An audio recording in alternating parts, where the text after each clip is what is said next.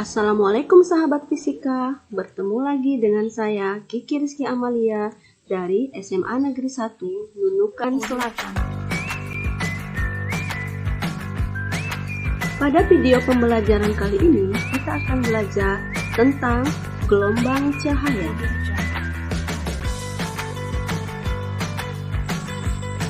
Kompetensi dasar yang akan kita capai pada video pembelajaran kali ini adalah menerapkan konsep dan prinsip gelombang bunyi dan cahaya dalam teknologi.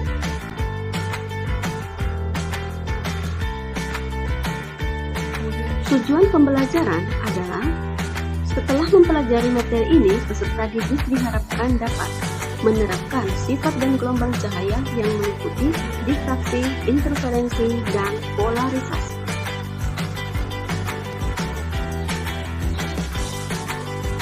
Materi pada video pembelajaran kali ini ada 3 bagian. Yang pertama adalah difraksi, yang kedua adalah interferensi, dan yang ketiga adalah polarisasi. Baiklah sahabat fisika, mari kita belajar fisika. Fisika asyik. Coba kalian perhatikan gambar berikut. Anda tentu sedang bermain gelembung sabun, bukan? Pernahkah Anda melihat gelembung sabun yang tampaknya berwarna-warni seperti pelangi? Warna pada gelembung sabun bukan disebabkan oleh pembiasan, tetapi terjadi karena interferensi konstruktif dan destruktif dari sinar yang dipantulkan oleh suatu lapisan putih. Atau mungkin Anda juga sering melihat bangunan rumah atau kantor yang jendelanya dibuat dengan celah-celah kecil. Atau kenapa Anda sering sekali memakai kacamata hitam jika berada di pantai yang panas? Semua penjelasan itu Anda akan pelajari pada video pembelajaran ini yang membahas tentang sifat-sifat cahaya yang dapat mengalami difraksi, interferensi, dan polarisasi.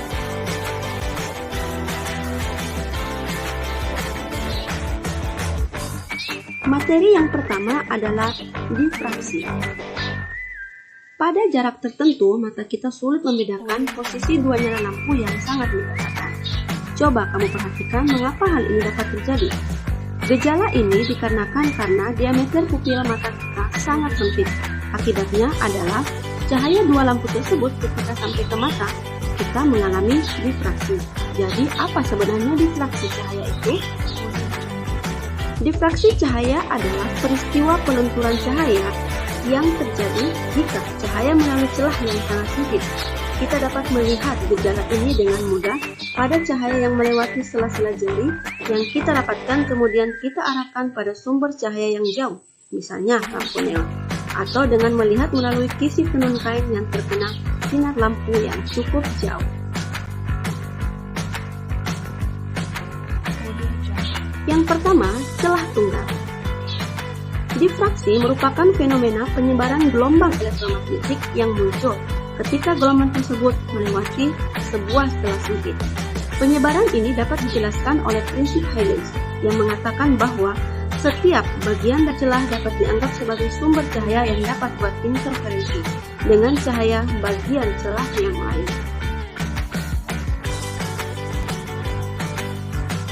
Coba kalian perhatikan gambar di atas.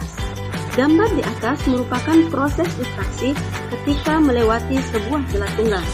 Ketika cahaya difraksi bergabung, maka ia akan menghasilkan dua pola, yaitu pola terang atau pola gelap, yang dihasilkan dari interferensi gelombang. Untuk interaksi minimum akan menghasilkan pola gelap dengan formulasi sebagai berikut. D sin theta sama dengan N dikali lambda.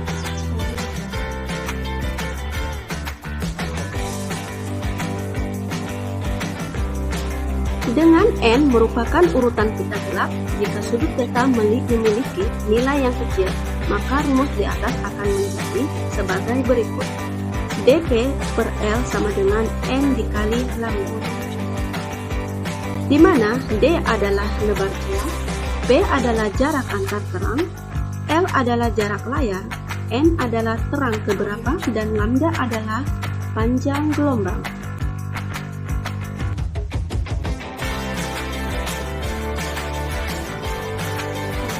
Peristiwa difraksi yang kedua adalah difraksi fisik.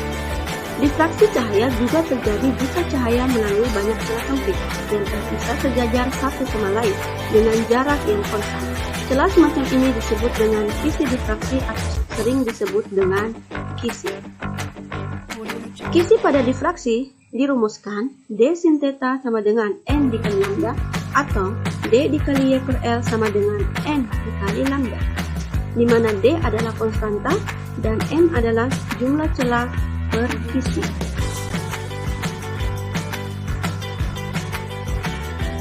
Baiklah, kita lanjut materi yang kedua, yaitu tentang interferensi. Sudah tahukah kalian apa itu interferensi? Interferensi adalah perpaduan dua gelombang atau lebih. Interferensi cahaya bisa terjadi jika ada dua atau lebih berkas sinar yang bergabung. Jika cahayanya tidak berupa berkas sinar, maka interferensinya sulit untuk diamati. Beberapa contoh terjadinya interferensi cahaya dapat kalian perhatikan pada penjelasan berikut. Interferensi adalah paduan dua gelombang atau lebih menjadi satu gelombang baru. Interferensi jika dapat terjadi jika terpenuhi dua syarat berikut. Yang pertama, kedua gelombang cahaya harus koheren, dalam arti bahwa kedua gelombang cahaya harus memiliki beda fase yang selalu tetap.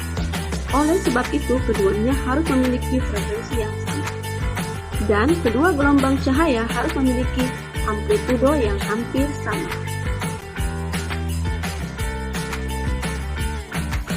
Interferensi terbagi atas beberapa. Yang pertama yaitu adalah interferensi celah ganda.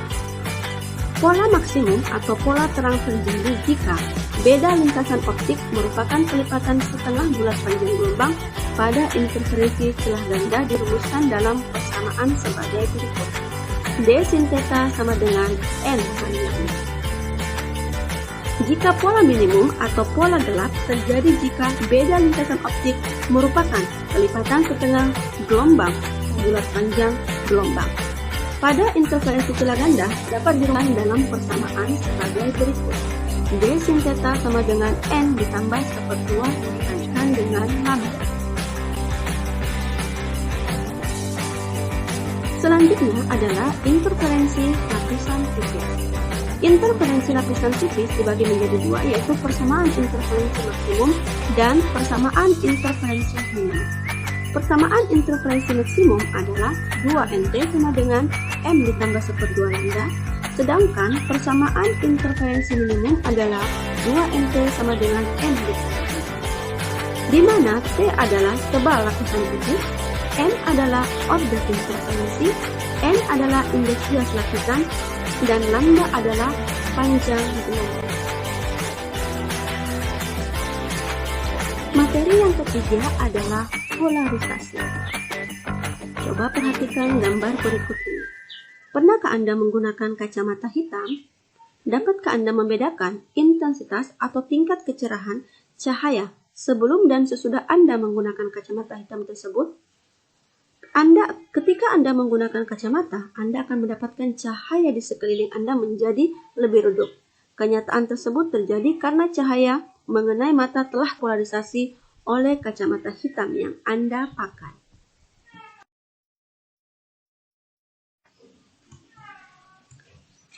Dari kejadian tersebut dapat kita definisikan polarisasi adalah peristiwa terserapnya sebagian atau seluruh arah getar gelombang.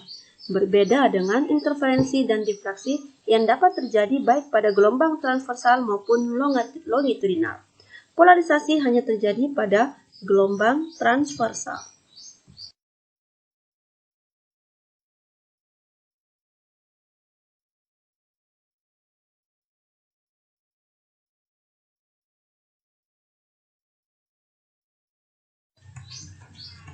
Polarisasi ada berbagai jenis. Yang pertama adalah polarisasi karena refleksi. Dengan N2 adalah indeks bias medium tempat cahaya datang dan N1 adalah medium tempat cahaya terbiaskan. Sedangkan IP adalah sudut pantul yang merupakan sudut terpolarisasi.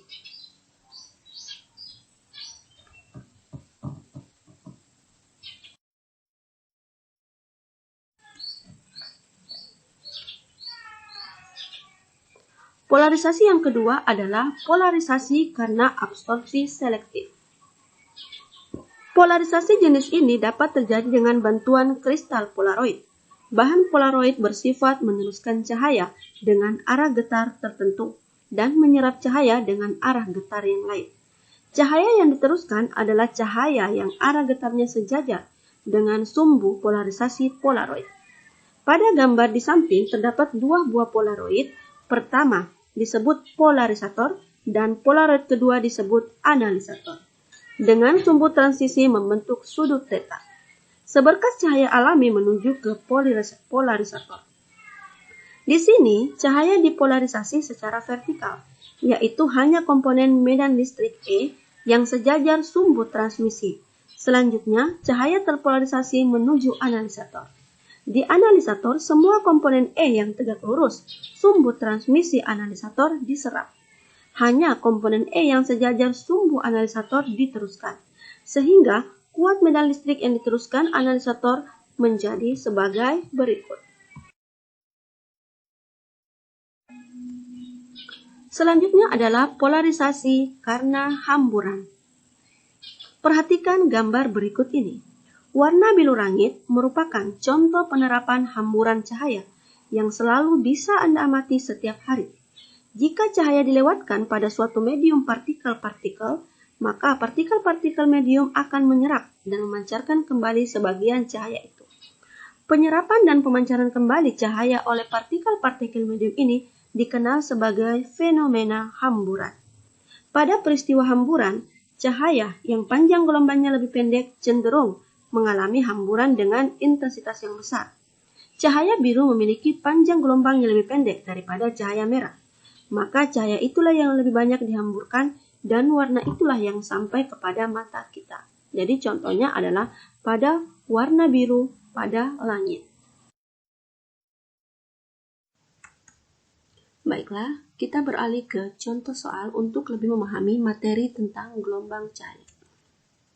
Soal yang pertama, dalam percobaan difraksi sebuah celah lebarnya 1 mm disinari oleh cahaya monokromatik.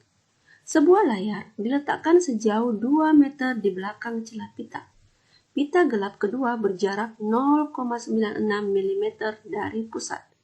Yang ditanyakan berapakah panjang gelombang yang digunakan dalam percobaan tersebut.